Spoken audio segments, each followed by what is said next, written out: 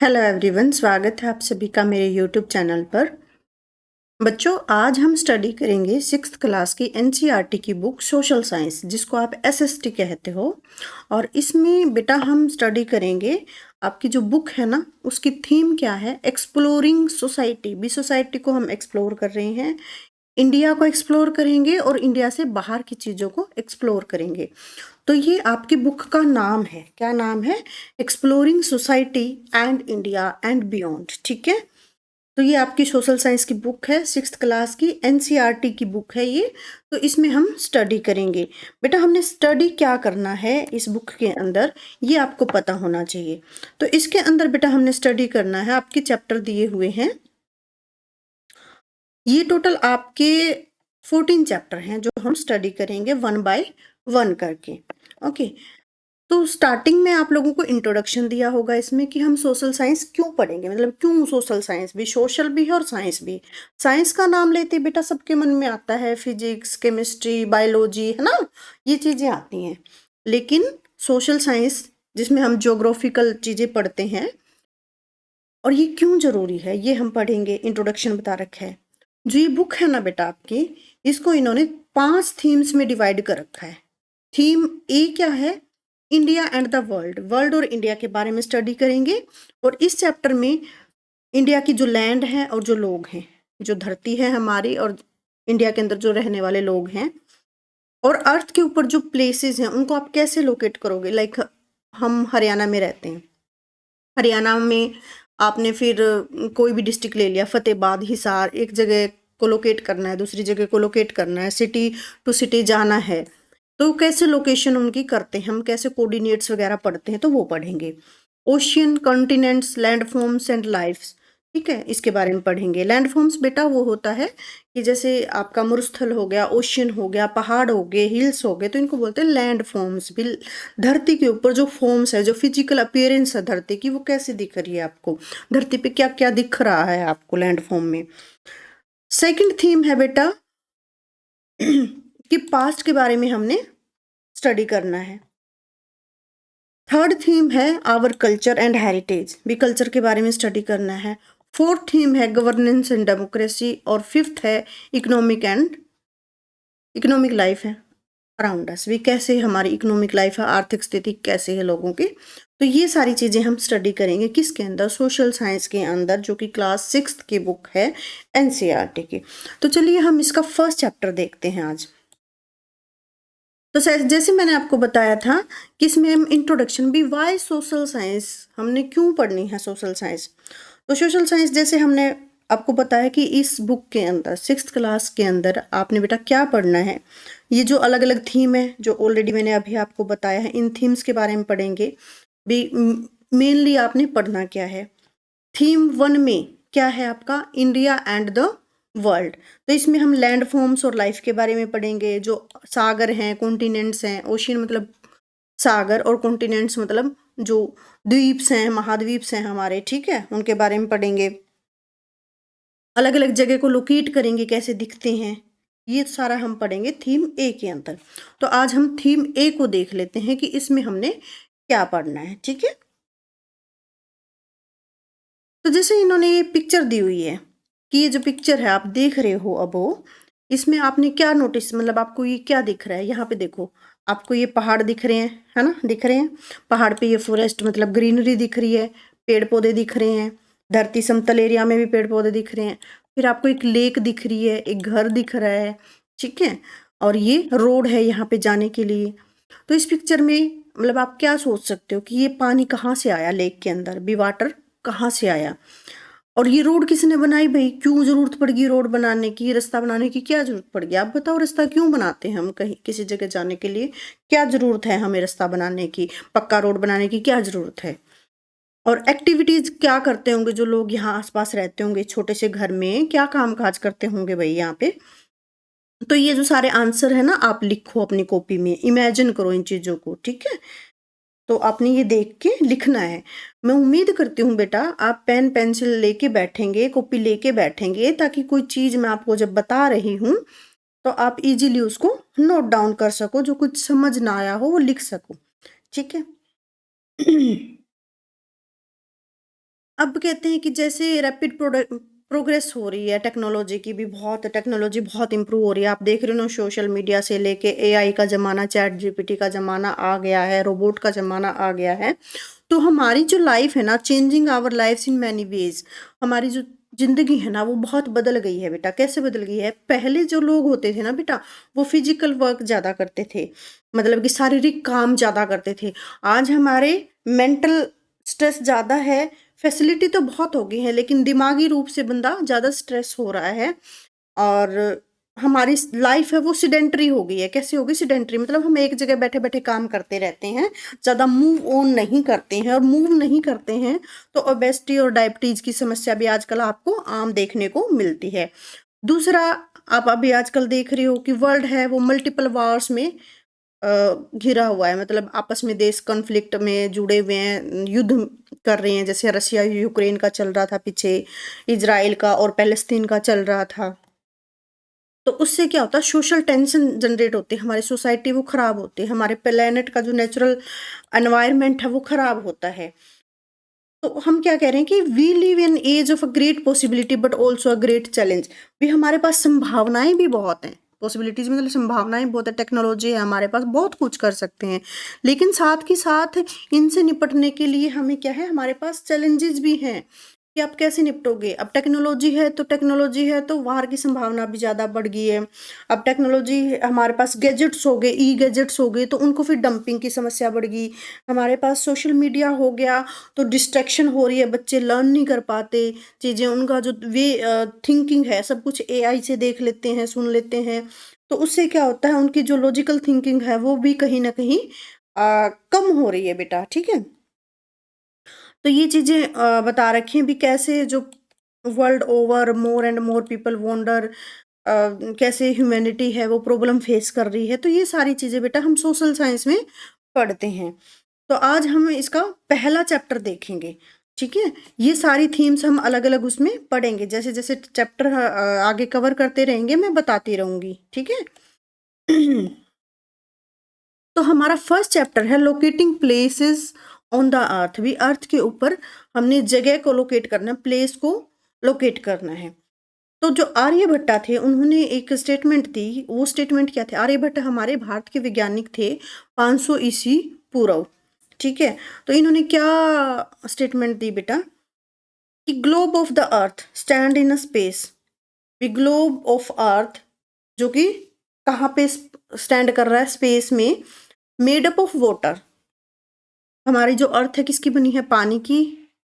और यहाँ पे फायर भी मिलेगा और एयर भी मिलेगा स्फेरिकल फॉर्म के अंदर। It is surrounded by a all creature terrestrial as well aquatic. मतलब ये कह रहा है जो ये ग्लोब है ये स्पेस में है। ठीक है, और इस पे क्या है देखने को मिलेगा आपको? अर्थ मतलब धरती, लैंड फॉर्म भी देखने मिलेगा, आग भी देखने मिलेगी, हवा भी, पानी भी, और एनिमल्स भी जो अर्थ पे रहते हैं, मतलब कि लैंड पे रहते हैं, टेरिस्टेरियल एनिमल्स, और जो पानी में रहते हैं एक्वेटिक एनिमल्स। आपको ये सब देखने को मिलेगा। अच्छा ये देखो, मैप देखो एक बार बेटा, आपको समझ आ जाएगा। ये आपको दिख रही है, ये अर्थ दिख रही है ना? ठीक है, अब इसको मैं जूम इन करती हूँ, ये देखो, है ना? अब इसको आप रोटेट भी कर सकते हो, कैसे, है ना? तो ये क्या है देखो, जो ये आपको दिख रहा है ब्लू ब्लू कलर का, ये सारा हमारे अर्थ पे क्या है? पानी है। और जो सॉलिड फॉर्म आपको दिख रही है ये हमारी क्या है? ये लैंड है। तो ये आप इसको एक ग्लोब मान सकते हो। ठीक है, ये स्पेस में ऐसा घूम रहा है। ठीक है, तो घूम रहा है तो obvious सी बात है, हवा है, पानी है, धरती पे भी एनिमल्स रहते हैं और ओशन में भी एनिमल्स रहते हैं। तो सब तरह के क्रिएचर्स हैं। आई होप आपको इतनी बात समझ में आई होगी। फिर कहते हैं कि मैप क्या है? भी मैप क्या है? बिग क्वेश्चंस आपके माइंड में क्या आना चाहिए कि मैप है क्या? हम कहते हैं ना मैप देखो, गूगल, आप जब गाड़ी में ड्राइव करते हो तो आप कहते हैं ना गूगल मैप लगा लो। किस लिए चाहिए भाई? हमें प्लेस देखने के लिए, रास्ता देखने के लिए। और इसके मेन कंपोनेंट्स क्या हैं वो देखेंगे। कोऑर्डिनेट्स क्या होते हैं? कई बार अगर आप लोग मूवीज देखते हो ना थोड़ी सी जो टेक्निकल मूवी होती है ना बेटा, उसमें आपको दिखेंगे जैसे दो लोग बात कर रहे हैं, किसी ने कोई एड्रेस भेजा, वो पर्ची खोल के देखता है, उसमें 1 2 3 नंबर ऐसे लिखे होंगे, डिग्री में लिखे होंगे, तो फिर वो क्या कहें, अरे यार उसने कोऑर्डिनेट्स भेजे हैं, कोऑर्डिनेट्स की बात कर रहा है, एक्चुअल में वो अपना पता नहीं बता रहा, उसने कोऑर्डिनेट्स भेजे हैं। वो फटाफट देखते हैं कि वो लोकेशन क्या है, कोऑर्डिनेट से हम किसी जगह की लोकेशन फाइंड आउट कर सकते हैं। लैटिट्यूड और लॉन्गिट्यूड चीज क्या होती है ये पढ़ेंगे, कैसे हम अर्थ के ऊपर लैटिट्यूड और लॉन्गिट्यूड को मार्क करते हैं। लैटिट्यूड मतलब देखा बेटा ऐसे याद रखना है, लैटी आपको अगर लोकल भाषा में मैं समझाऊं, लेटा हुआ, ऐसी रेखा होती है लैटिट्यूड, और लॉन्गिट्यूड खड़ा हुआ, ये सीधी रेखा होगी लॉन्गिट्यूड, और ऐसे हॉरिजॉन्टल सीधी रेखा होगी आपकी लैटिट्यूड, और वर्टिकल लाइन होगी आपकी लॉन्गिट्यूड। ठीक है, कैसे लोकल टाइम को काउंट करते हैं, कैसे स्टैंडर्ड टाइम को काउंट करते हैं, तो ये सारी चीजें हम पढ़ेंगे। अब ये क्या कह रहा है कि इमेजिन करो कि आप एक सिटी को विजिट कर रहे हैं, भी विजिटिंग भी यात्रा कर रहे हैं किसी सिटी को, शहर को फर्स्ट टाइम। अब फर्स्ट टाइम करोगे तो आजकल तो देखो फैसिलिटी है ना, फैसिलिटी है, तो आप फट से गूगल मैप लगा लेते हो, गूगल मैप लगा लो भाई फलानी जगह जाना है ना। तो फिर क्या होगा कि अगर मान लो आप फर्स्ट टाइम जा रहे हो, मैप नहीं है, तो आप हो सकता है क्या करोगे कि लोकल पर्सन से हेल्प मांगोगे कि भाई ये रास्ता कहाँ जा रहा है, मुझे फलाने शहर में जाना है, तो मैं किस रास्ते से जाऊं। और या फिर आप क्या करोगे, मैप देखोगे, तो आजकल तो मैप ही देखते हैं। तो कहते हैं कि चलो प्ले करते हैं गेम, आप एग्जामिन करो कि map of a small city, ये आपको एक मैप दे रखा है स्मॉल सिटी का, है ना। तो ये मार्केट है, स्कूल पे स्कूल लिखा होगा, रेलवे स्टेशन इस तरह से ये पटरी दिखाई होगी आपको कि भी ये रेलवे स्टेशन की लाइन है, ये जो इस तरह की लाइन है डार्क ग्रे, ये आपको रोड दिखा रखा है, मतलब कि ये इस तरह की लाइन अगर आपको कहीं मिल जाए तो आप क्या समझोगे कि ये रोड है, ठीक है। और इस तरह की लाइन अगर आपको शो हो रही है तो इसका मतलब क्या है कि रेलवे स्टेशन की लाइन है, ठीक है। और ये लेक दिखा रखे हैं, ये बड़ी बड़ी बिल्डिंग अपार्टमेंट्स वगैरह दिखा रखे हैं, ये म्यूजियम है। तो आप इस तरह से इमेजिन कर सकते हो किसका, एक सिटी का मैप भी, एक सिटी कैसी दिखती होगी। समझ आ गई इतनी सी बात। अब जैसे कि फिगर 1 है, इसमें कहता है कि मार्क करो हॉस्पिटल को, तो ये हमें हॉस्पिटल तो अलग से दिख ही रहा है, जैसे जहां आपको प्लस का निशान दिख जाए तो आप समझो या तो वहां पे कोई हॉस्पिटल होगा, या कोई डिस्पेंसरी होगी, या कोई मेडिकल की शॉप होगी बेटा जहां दवाइयाँ मिलती हैं, ठीक है। तो प्लस का निशान देख के आप समझ जाओगे कि हॉस्पिटल से रिलेटेड कोई चीज है। ब्लू कलर्ड एरिया जहां आपको दिख रहा है, ये देखो यहाँ पे मतलब कोई रिवर होगी, कोई लेक होगी, नदी होगी, पानी कहीं आपको नजर आ रहा है ना। उसके बाद ये क्या कह रहे हैं, which is further away from the railway station, आपको ये लाइन पटड़ी सी दिखेगी तो ये क्या है, रेलवे स्टेशन है। अब हमारी जो मेन चीज है जो एग्जाम में आती है ना बेटा, वो देखनी है कि मैप क्या है और उसके कंपोनेंट क्या है। तो मैप क्या है बेटा, मैप एक तरह की रिप्रेजेंटेशन है कि हम किसी चीज को रिप्रेजेंट करते हैं। और रिप्रेजेंट कैसे करोगे, ड्रॉ करके, मतलब कि किसी कागज के टुकड़े पे आपने कुछ ड्रॉ कर दिया, इस तरह की लाइनें बना दी, कोई रोड दिखा दिया, कोई पॉन्ड दिखा दी, है ना। स्मॉल एरिया को आप क्या करोगे, रिप्रेजेंट करोगे। और इस स्मॉल एरिया में हो सकता है कोई गांव हो, कोई शहर हो, और बिगर एरिया अगर आपको हो, कोई बड़ा सा डिस्ट्रिक्ट हो, ठीक है, जिला या स्टेट, राज्य। तो इस तरह से हम मैप को मैप के अंदर रिप्रेजेंट करते हैं। तो जो एटलस बुक है वो क्या है, कलेक्शन ऑफ मैप्स है। एटलस आपने देखा ना, एटलस बुक आती है एक, उसमें डिफरेंट डिफरेंट कंट्रीज के मैप होते हैं, फिजिकल मैप, पॉलिटिकल मैप, तो वो होते हैं। तो फिजिकल मैप देखो ये क्या है, हमारे मैप के टाइप है।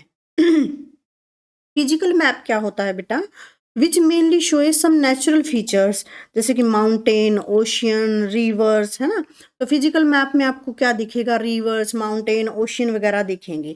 लाइक अगर इसमें आप देखो, ये हमारी धरती है ना।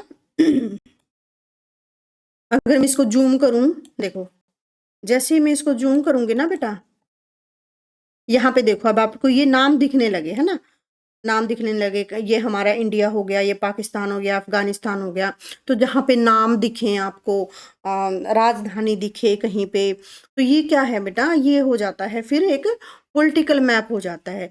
सिर्फ आपको अगर क्या दिखे, सिर्फ आपको यहाँ पे पहाड़ दिखे और बर्फ दिखे या पेड़ पौधे दिखे, तो वो क्या हो जाता है, आपका नेचुरल फिजिकल मैप हो जाता है, रिवर वगैरह दिखे। पॉलिटिकल मैप मैंने आपको बता दिया कि अलग अलग सिटी, शहर, यूनियन टेरिटरी वगैरह देखें। थीमेटिक मैप में क्या होता है कि कोई स्पेशल तरह की इंफॉर्मेशन अगर दी हुई हो, और इसके अलावा जो कंपोनेंट होते हैं, 3 मेन कंपोनेंट होते हैं किसी मैप के, कि डिस्टेंस का पता लगे, आपका डायरेक्शन का पता लगे, और सिंबल का। जैसे मैंने आपको बताया ना कि प्लस का साइन होगा तो आप समझ जाओगे कि हॉस्पिटल की बात हो रही है। कोई इस तरह से ट्रैक दिख रहा होगा तो आप समझ जाओगे कि ये कोई रेलवे ट्रैक की बात कर रहा है। रोड ऐसे डॉटेड डॉटेड लाइन में रोड दिखाई देगा आपको, एरो की फॉर्म में डायरेक्शन दिखाई देगी।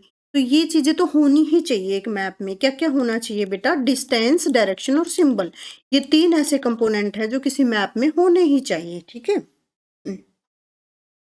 अब कहते हैं कि एक तरह का क्या है भी, स्केल टाइप है कि छोटी सिटी को हम छोटा मैप करके दिखाएंगे, बड़ी सिटी को बड़ा मैप करके दिखाएंगे। कहते हैं कि जो हर एक सेंटीमीटर है ना मैप में, ऑब्वियस सी बात है कि हम एक कागज के टुकड़े पे क्या कर रहे हैं, किसी शहर का मैप अगर ड्रॉ करेंगे तो डिस्टेंस को हम कैसे दिखाएंगे? 5 किलोमीटर की लाइन तो हम एक 10 सेंटीमीटर के कागज के टुकड़े पे खींच नहीं सकते हैं। उस 10 सेंटीमीटर के कागज के टुकड़े पे मान लो अपने को सारी चीजें दिखानी है। तो यहाँ पे ये क्या कह रहा है कि मान लो कि कोई, सपोज करो कि 500 मीटर की डिस्टेंस हमें दिखानी है, तो स्केल पे 1 सेंटीमीटर को हम क्या मान लेंगे कि ये 1 सेंटीमीटर की जो मैंने डिस्टेंस दिखाई है ना, ये आप मानो कि 500 मीटर है। ठीक है। तो इस तरह से ही आप किसी सिटी को अच्छे तरीके से रिप्रेजेंट कर पाओगे। अब ये कह रहा है कि जो एक्चुअल डिस्टेंस है between 2 points represent on the map depend upon the scale that map is using. भी किस स्केल का मैप आप ले रहे हो उसके अकॉर्डिंग ही आप डिस्टेंस उसमें दिखाओगे। जैसे कि ये कह रहा है कि सिंपल मैप वो करना है, ड्रॉ करना है स्कूल प्लेग्राउंड का, और assume it is a rectangle. भी रेक्टेंगल फॉर्म का एक क्या करना है, आपने स्कूल का प्लेग्राउंड बनाना है जिसकी लेंथ है 40 मीटर और जिसकी विड्थ है 30 मीटर।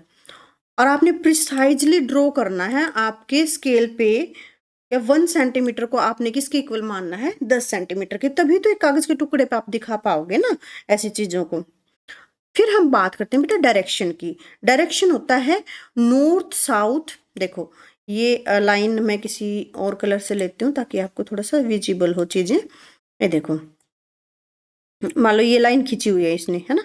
तो ये जो है ये क्या है? नॉर्थ है। क्या है बेटा? North direction. और ये लाइन नीचे तक आ गई है ना, तो ये क्या है? South direction. अब ये देखो, अब ये लाइन है ना, यहाँ ये क्या है? ईस्ट, और ये क्या है? वेस्ट। तो डायरेक्शन क्या कौन कौन सी होती है? 4 मेन डायरेक्शन कौन कौन सी होगी बेटा? नॉर्थ, नॉर्थ के एग्जैक्ट नीचे साउथ, नॉर्थ के आप देखोगे जो बाईं तरफ होता है वेस्ट और दाईं तरफ होता है ईस्ट, ये याद रखना है। और नॉर्थ और ईस्ट के बीच में बेटा एक लाइन खींच दो तो एक डायरेक्शन और नई बन जाएगी, नॉर्थ ईस्ट, मतलब नॉर्थ ईस्ट डायरेक्शन। साउथ और ईस्ट के बीच में बेटा लाइन खींच दोगे तो क्या बन जाएगी? ये साउथ ईस्ट डायरेक्शन। ऐसे ही साउथ और वेस्ट के बीच में लाइन खींचोगे तो बन जाएगी साउथ वेस्ट डायरेक्शन।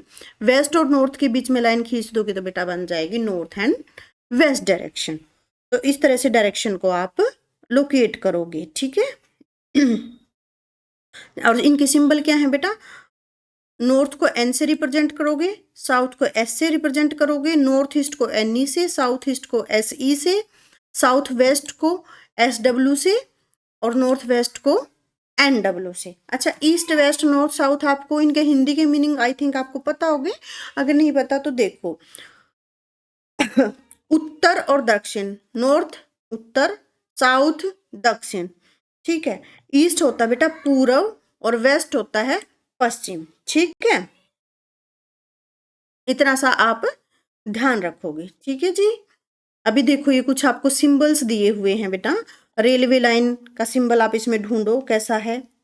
ठीक है। रोड के सिंबल कि मेंटल्ड है, मतलब कि बने हुए हैं कि अनमेंटल्ड हैं, ये आपको पता होना चाहिए। जैसे बाउंड्री है कि इंटरनेशनल बाउंड्री है, स्टेट है, डिस्ट्रिक्ट है, तो ये इंटरनेशनल बाउंड्री, ये स्टेट की बाउंड्री, ये डिस्ट्रिक्ट की बाउंड्री। जैसे रिवर दिख रही है आपको, ये कुएं का सिंबल हो गया, ये तालाब हो गया, ये कोई नहर हो गई, और ये ब्रिज का सिंबल हो गया। तो ये सिंबल है बेटा, आपको याद रखने हैं। ठीक है, ये चौड़ी उसका जो पटड़ी होती है उसका है ब्रॉड गेज मीटर, और ये फिर आगे रेलवे स्टेशन का है सिंबल। फिर ऐसे ही ये क्या है, टेम्पल, है ना। फिर क्या आता है, चर्च, ये सिंबल किसका है बेटा, चर्च का है। फिर ये मोस्क जो मस्जिद होती है, और ये चैत्रे जो अपने बौद्धिक सिंबल होते हैं उनका है। पोस्ट ऑफिस के सिंबल, तो ये अलग अलग सिंबल दिए हुए हैं बेटा, जो आपको पता होना चाहिए। तो अर्थ हमारा क्या है, जो ग्लोब है हम उसको क्या मान सकते हैं कि एक हमारा मैप है, गोलाकार मैप है। और ये मैप किसका है, अर्थ का। और यहाँ पे मून भी मिलेंगे आपको, प्लेनेट स्टार मार्स भी मिलेगा, स्टार्स भी, और जो तारा जो अपने होते हैं अलग अलग जो स्टार्स होते हैं उनका ग्रुप होता है, ठीक है, कॉन्स्टेलेशंस इनको बोलते हैं। अब हम देख लेते हैं बेटा, अंडरस्टैंड करेंगे कोऑर्डिनेट्स कि कोऑर्डिनेट्स क्या होते हैं ग्लोब के अंदर, वो हम स्टडी कर लेते हैं। कहते हैं कि सिस्टम यूज किया जाता है, फॉर एग्जांपल कि जो जिनको हम बोलते हैं कोऑर्डिनेट्स। और वो जो कोऑर्डिनेट्स है ना बेटा, दो तरह के कोऑर्डिनेट्स होते हैं, लैटिट्यूड और लॉन्गिट्यूड। ठीक है, लैटिट्यूड और लॉन्गिट्यूड। अब देखो ये क्या है, अब इसको मैं थोड़ा सा जूम आउट करते हैं ना। ये देखो, ये मान लो कि हमारा क्या है, ये ग्लोब है। अब इस तरह से लाइन खींचोगे, अगर इस तरह से लाइन इस पे खींच दो ऐसे, तो इसको दो बराबर हिस्सों में काट दोगे, तो ये जो लाइन हो जाएगी ना बेटा, ये क्या होगी, ये होगी हमारी लैटिट्यूड। देखो इस पिक्चर में देखो बेटा, आप ये ग्लोब है, इस ग्लोब को आप ऐसे दो हिस्सों में काटो। तो जब जो लाइन ग्लोब को दो हिस्सों में काटती है, धरती को दो हिस्सों में बराबर हिस्सों में काटती है बेटा, उसको बोलते हैं इक्वेटर लाइन। क्या बोलेंगे इसको, इक्वेटर लाइन। और इक्वेटर लाइन ग्लोब के ऊपर क्या है, एक सबसे बड़ा सर्कल है। अब देखो, अब ऐसे ऐसे आप इस पे लाइनें लगाते जाओ, पैरेलल लाइन। मेरा मार्कर थोड़ा ऐसे चल रहा है, मैं माउस से कर रही हूँ। तो ये देखो, जैसे जैसे आप पोल पे पहुंचे, अब ये ग्लोब है तो ये कौन सा पोल हो गया, ये नॉर्थ पोल हो गया, और ये साउथ पोल हो गया। ये ईस्ट डायरेक्शन होगी और ये वेस्ट डायरेक्शन होगी। तो जैसे जैसे पोल की तरफ बढ़ते जाओगे तो आपका सर्कल क्या होता जाएगा, छोटा होता जाएगा। तो यही ये बात बता रहा है बेटा कि आप ग्लोब पे जब जाते हो तो आपको नॉर्थ और साउथ पोल लोकेट करने हैं। अब लोकेट करो, देखो यहाँ टॉप पे आपका नॉर्थ पोल है, ठीक है, और नीचे आपका साउथ पोल है, ये वाला, ठीक है। अब ये क्या कह रहे हैं कि ऐसी लाइन ड्रॉ करो जो इसको ग्लोब को दो बराबर हिस्सों में बांट दे। अब मान लो कि मैं यहाँ पे एक गोला बना दूं बेटा, यहाँ बना देती, ये मान लो मैंने गोला बना दिया। अब मैं इसको दो बराबर हिस्सों में काट दूं, तो ये जो लाइन होगी बीच वाली, तो ये क्या है बेटा, इक्वेटर है। क्या है, इक्वेटर है। और इक्वेटर से जैसे ही हम इस पॉइंट की तरफ बढ़ेंगे ऐसे और ऐसे, ठीक है, तो ये क्या होगा बेटा, ये होगा लॉन्गिट्यूड। क्या हो जाता है, लॉन्गिट्यूड। आप ऊपर की तरफ ऐसे बढ़ रहे हो, ऊंचाई की तरफ। अगर आप ऐसे पैरेलल चलोगे तो इसको बोलेंगे बेटा लैटिट्यूड। क्या बोलेंगे, लैटिट्यूड। तो लैटिट्यूड क्या करता है, डिस्टेंस मेजर करता है इक्वेटर से।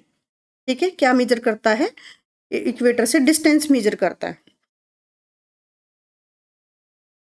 अब कह रहे हैं कि अगर आप किसी भी पॉइंट पे ट्रैवल कर रहे हो, कोई भी लाइन बनाओ, चाहे ईस्ट की तरफ चाहे वेस्ट की तरफ, पैरेलल टू द इक्वेटर। अब देखो ये सर्कल है, ठीक है, ये इक्वेटर लाइन है। ये डायरेक्शन आपकी कौन सी है, ईस्ट है। ये डायरेक्शन आपकी वेस्ट है, ये नॉर्थ है, और ये साउथ है। ठीक है, तो आप चाहे ईस्ट की तरफ जाओ चाहे वेस्ट की तरफ जाओ, और इस तरह की लाइन को, ये जो पैरेलल लाइन है, तो लाइन जो लैटिट्यूड क्या होता है, पैरेलल लाइन होती है। ये सर्कल अब इसको, ओबीसी बात है ना, ग्लोब हमारा गोल है, धरती हमारी गोल है, तो इक्वेटर सबसे बड़ा क्या है, सर्कल है। और जैसे जैसे आप ऊपर मतलब पोल की तरफ जाते जाओगे, जैसे जैसे हम पोल की तरफ बढ़ते जाएंगे, तो हमारा जो सर्कल है बेटा वो क्या होता जाएगा, वो छोटा होता जाएगा। ठीक है, लैटिट्यूड को हम डिग्री में नापते हैं। क्या नापते हैं, डिग्री में नापते हैं। और जो इक्वेटर का लैटिट्यूड हम क्या कंसीडर करते हैं बेटा, 0 डिग्री। इक्वेटर को हम 0 डिग्री कंसीडर करते हैं। और नॉर्थ और साउथ पोल, मान लो ये अर्थ है, मैंने गोल दायरा बनाया है, मैप में भी देख लो एक बार। ये जो जहाँ पे मेरा कर्सर है, मान लो ये अर्थ है, तो टिप ऊपर की तरफ ये नॉर्थ है और ये साउथ पोल है। तो इनको हम किस एंगल से मापते हैं बेटा? इसको मापते हैं 90 डिग्री के एंगल से, ठीक है। मतलब नॉर्थ साउथ को 90 डिग्री मानते हैं, इक्वेटर को 0 डिग्री मानते हैं। अब ये कह रहे हैं कि भाई कनेक्शन है किसके बीच में? लैटिट्यूड के बीच में और क्लाइमेट के बीच में। मतलब जैसे जैसे लैटिट्यूड बढ़ता जाएगा और जो क्लाइमेट है वो भी चेंज होता जाएगा। क्या चेंज होता जाएगा? क्लाइमेट, जो आपका मौसम है, जो ओवरऑल मौसम है वो चेंज होता जाएगा। कैसे? कि इक्वेटर के अराउंड क्या होएगा? क्लाइमेट जनरली हॉट होएगा, ऑब्वियस सी बात है। ये देखो, ये फिर से मैप देखो, इस मैप को मैं थोड़ा सा अगर जूम करूं बेटा, ये धरती दिख रही है आपको, है ना? ये हमारा इस जहां मेरा कर्सर है ये क्या है? इंडिया है। इंडिया हमारा क्या है? इंडिया के नीचे इक्वेटर है, ट्रॉपिक ऑफ कैंसर और कैप्रिकॉर्न है। तो ये एरिया हमारा क्या है? हॉट है। तो हमारी कंट्री का वेदर कैसा है? हॉट है। मतलब जो इक्वेटर के पास कंट्री है वो गर्म है, ठीक है। और इनको क्या बोलते हैं? टोरिड जोन भी बोलते हैं। इक्वेटर के आसपास के रीजन को क्या बोलते हैं? टोरिड जोन बोलते हैं, टोरिड जोन, ठीक है। जैसे ही आप इक्वेटर से ऊपर जाओगे, है ना, पोल की तरफ, मान लो ये मैंने यहाँ एक सर्कल खींचा, ये इक्वेटर है, यहाँ से आप ऊपर की तरफ मूव करोगे, नॉर्थ पोल की तरफ मूव करोगे या साउथ पोल की तरफ मूव करोगे, तो आपको क्या महसूस होगा? कि धीरे धीरे टेम्परेचर है वो कम हो रहा है या मॉडरेट हो रहा है, और नॉर्थ और साउथ पोल पे क्या हो जाएगा? कोल्डर, फ्रीजर जोन, मतलब बिल्कुल ही फ्रिज हो जाओगे आप, इतना ज्यादा टेम्परेचर है। अब ये देखो बेटा, ये फिगर है आपका बहुत अच्छा। तो ये जो रेड लाइन ड्रॉ की है इन्होंने, ठीक है, ये लाइन, ये क्या है बेटा? इक्वेटर है। और आप इस तरह जा रहे हो तो ईस्ट लॉन्गिट्यूड है, इस तरह जा रहे हो तो वेस्ट लॉन्गिट्यूड है, ठीक है। और ये क्या है आपका? नॉर्थ पोल है जो 90 डिग्री पे है, और नीचे क्या है? साउथ पोल है। इतनी सी बात आपको आई होप कि समझ आई होगी। अब हम बात कर देते हैं लॉन्गिट्यूड की। अब ये देखो, थोड़ा सा और देख लो, आपको ना चीजें समझ आनी चाहिए। थोड़ी सी और कोई कलर ले लेती हूँ मैं। ये तो आपका इक्वेटर हो गया। तो ये जो लाइनें हैं ना, ये जो लाइनें ड्रॉ कर रखी हैं ये सारी, ये क्या है आपके? ये है लैटिट्यूड। और जो ये वाली लाइनें, इस तरह की वाली लाइनें हैं, ठीक है, ये क्या है? लॉन्गिट्यूड है। अब हम बात करते हैं लॉन्गिट्यूड की। तो कहते हैं कि आप सपोज करो ट्रैवल कर रहे हो नॉर्थ पोल से साउथ पोल। अब ये है हमारा नॉर्थ पोल, हम नॉर्थ पोल से आ रहे हैं नीचे साउथ पोल की तरफ। फिर क्या होगा? बाय शॉर्टेस्ट पॉसिबल लाइन, भी ऐसी कौन सी शॉर्टेस्ट पॉसिबल लाइन होगी जो आप नॉर्थ पोल से साउथ पोल पे आ जाओ? आप ऑब्जर्व करना है हमने, किसके ऊपर? ग्लोब के ऊपर ऑब्जर्व करनी है ये चीजें। ऑब्जर्व करो भी वो कौन सी लाइन होगी जो आप नॉर्थ पोल से साउथ पोल की तरफ आ जाओ। You will see, instead passing of line through Europe and Africa, you could just well pass through Asia. अब कहते हैं यूरोप और अफ्रीका की बजाय आप कहाँ कहाँ से आ जाओ? एशिया की तरफ से। डिस्टेंस वुड बी सेम, चाहे आप यूरोप की तरफ से आओ, चाहे अफ्रीका की या एशिया की तरफ से आओ, तो डिस्टेंस है वो सेम रहेगी। तो इन लाइन को मेरिडियन ऑफ द लॉन्गिट्यूड बोलते हैं। क्या बोलते हैं? Meridian of the longitude. देखो ये वाली लाइन, ठीक है, इसको प्राइम मेरिडियन बोलते हैं। क्या बोलते हैं बेटा? बीच वाली लाइन को प्राइम मेरिडियन बोलते हैं। They are the all half circle running from one pole to another pole. ये देखो, ये क्या बताया था मैंने आपको? ये बताया था मैंने आपको लॉन्गिट्यूड। अब ऐसे ऐसे आप काटते रहो। मान लो कि गोल धरती है, गोल एक खरबूजा है, उसको बीचों बीच आपने काट दिया ऐसे, ठीक है।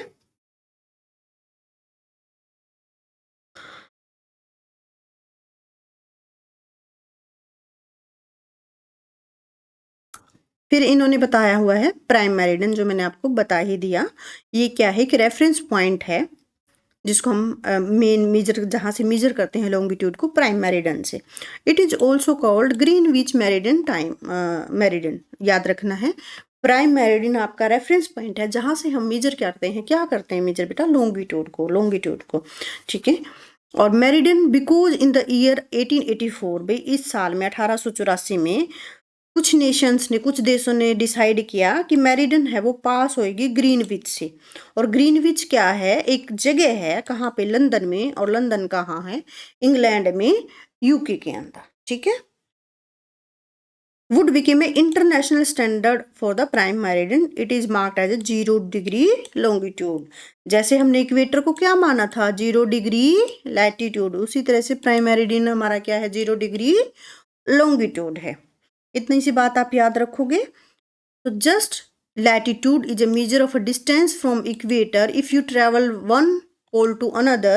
Longitude the measure of a distance from prime meridian if you travel along the equator. देखो ये फिगर देखो आप,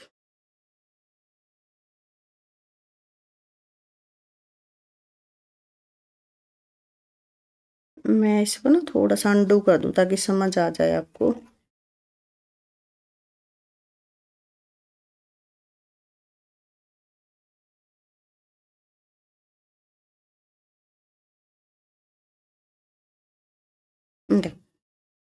ये वाली लाइन हमारी होगी प्राइम मेरिडियन। अभी भी देखो इतना मैंने किया हुआ है, अब ये साफ दिखाई दे रहा है ना। ये रेड वाली लाइन नॉर्थ से साउथ पोल आप जा रही है आपकी प्राइम मेरिडियन।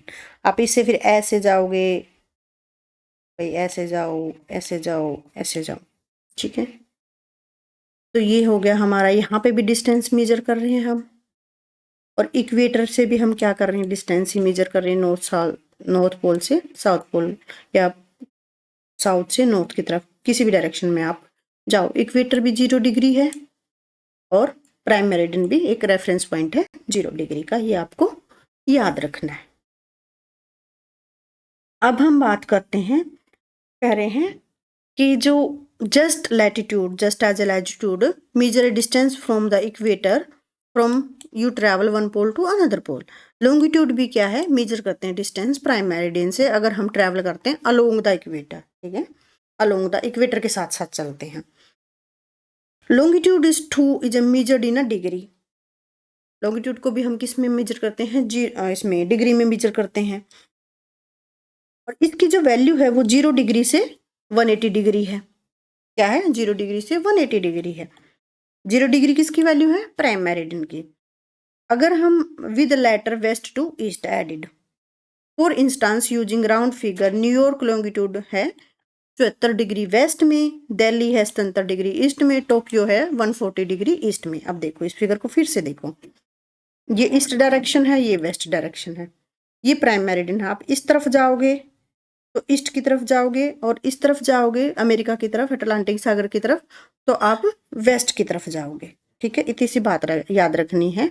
और ये हमारा क्या है, टोटल 360 डिग्री का सर्कल होता है। तो ये कितनी लाइन हो गई, हाफ काट दिया ना हमने सर्कल को, अगर आधा काटोगे तो क्या हो जाएगा, 180 डिग्री हो जाएगा, ठीक है। क्या हो जाएगा, 180 डिग्री हो जाएगा। तो लैटिट्यूड और लॉन्गिट्यूड ये क्या है, दो कोऑर्डिनेट हैं किसी प्लेस के लिए। तो मतलब कोऑर्डिनेट आपको पता होने चाहिए, लैटिट्यूड और लॉन्गिट्यूड, फिर आप उस जगह की लोकेशन पता कर पाओगे। क्या पता कर पाओगे, लोकेशन पता कर पाओगे। जैसे ये कह रहे हैं कि जो दिल्ली है वो लाइज करती है 29 degree north latitude and 27 degree east longitude. कैसे, अब देखो यहाँ पे देखो, मान लो कि मैंने सर्कल ड्रॉ कर दिया, हमारा जो इंडिया है ना वो नॉर्थ हेमिस्फीयर में पड़ता है। पहली बात तो आपको ये याद रखनी बेटा, जब हम धरती को 2 हिस्सों में काटते हैं, तो मान लो 2 हिस्सों में काट दिया मैंने इक्वेटर से, तो ऊपर वाला जो गोला बच गया ना आधा, ये हमारा हो गया नॉर्थ हेमिस्फीयर, और नीचे वाला जो गोला बच गया हमारा आधा, ये हो गया साउथ हेमिस्फीयर। और इंडिया, ये जो ये दिख रहा है ना इंडिया हमारा, यहाँ पे इंडिया पड़ता है बेटा ईस्ट डायरेक्शन में, नॉर्थ हेमिस्फीयर के ईस्ट डायरेक्शन में। इसीलिए इसने ये कहा है, दिल्ली की कोऑर्डिनेट, दिल्ली के हमारे राजधानी के कोऑर्डिनेट्स बताए हैं कि 29 डिग्री नॉर्थ लैटिट्यूड और 77 डिग्री ईस्ट लॉन्गिट्यूड, ये दिल्ली के कोऑर्डिनेट हैं, लॉन्गिट्यूड और लैटिट्यूड। लॉन्गिट्यूड और लैटिट्यूड आपको समझ आया। ये है इक्वेटर, इक्वेटर से आप ऐसे चलोगे, हम ऐसे चलेंगे, मान लो यहाँ का कहीं बीच में इंडिया आ गया, तो कौन सी 29 डिग्री पे आप जाओगे नॉर्थ में, ये आपका हो गया लैटिट्यूड। और इसी तरह आप ईस्ट की तरफ मूव रहे हो, ईस्ट की तरफ मूव कर रहे हो, तो यहाँ पे 77 डिग्री ईस्ट पे आ गया आपका दिल्ली, ठीक है। ये डायरेक्शन, ये कोऑर्डिनेट आपको समझ आए होंगे, नहीं आए होंगे तो आप कमेंट सेक्शन में बता देना, मैं फिर से समझाऊंगी। और चाहे तो आप वीडियो दोबारा से बैक करके देख सकते हो, आपको जरूर समझ में आएंगे। तो जो मैंने आपको बताया था, ये देखो, ये पूरा ग्लोब है, ये हमारी प्राइम मेरिडियन जिसको ग्रीनविच टाइम मेरिडियन भी बोलते हैं, ये इक्वेटर है। इधर कौन सी डायरेक्शन होगी? वेस्ट। इधर कहाँ होगी? ईस्ट होगी। ये नॉर्थ पोल हो गया बेटा, ये साउथ पोल हो गया। और अगर इधर वेस्ट डायरेक्शन है तो ये वेस्टर्न हेमिस्फीयर हो गया, ये ईस्टर्न हेमिस्फीयर हो गया। अगर इस तरह से इक्वेटर से डिवाइड करेंगे तो नॉर्दर्न हेमिस्फीयर हो गया, ये सदर्न हेमिस्फीयर हो गया। समझ आ गई? इस फिगर से मेरे ख्याल आपके सारे डाउट सोल्व हो जाएंगे। अब ग्रीनविच जो मेरिडियन है, कहते हैं is not the first prime meridian, ये कोई फर्स्ट प्राइम मेरिडियन नहीं है। There were other in the past, पहले और भी रह चुके हैं, ये तो बाद में डिसाइड किया, कब? 1884 में डिसाइड किया है। In fact many century before Europe India had a prime meridian of its own. और ये क्या था? मध्य रेखा इसको हम बोलते थे, मिडल लाइन, जो कि पास होती थी उज्जैनी, जो आज हम उज्जैन कहते हैं।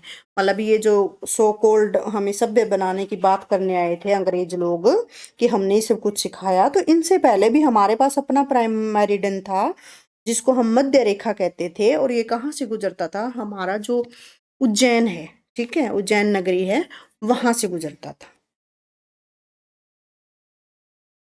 Which was reputed centre of the astronomy. और ये जो एस्ट्रोनॉमी, भूगोलिक, ये जो अपना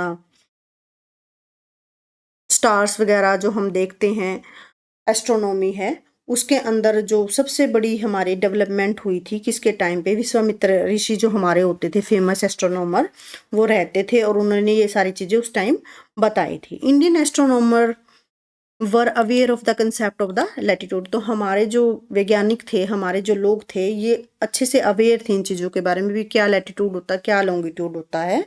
तो ये भी थोड़ा सा इंडियन पॉइंट के हिसाब से आप याद रख सकते हो। ये देखो, ये दिखा रखा है हमारी मध्य रेखा, कहाँ से पास हो रही है? ये उज्जैनी महाराष्ट्र से ये पास हो रही है, ठीक है। और आगे नीचे कहाँ तक जा रही है? बेंगलुरु से भी पास होते हैं, नीचे कन्याकुमारी। और कौन सा एरिया बीच में आता है? ठीक है, रोहिणी, रोहतक, ये तो उस टाइम की एंशियंट सिटी के बारे में बता रखी है। तो बाकी की चीजें हम कल करेंगे, चैप्टर बहुत लंबा हो जाएगा आप लोगों का। नेक्स्ट चीजें हम अगली वीडियो में करेंगे। ओके।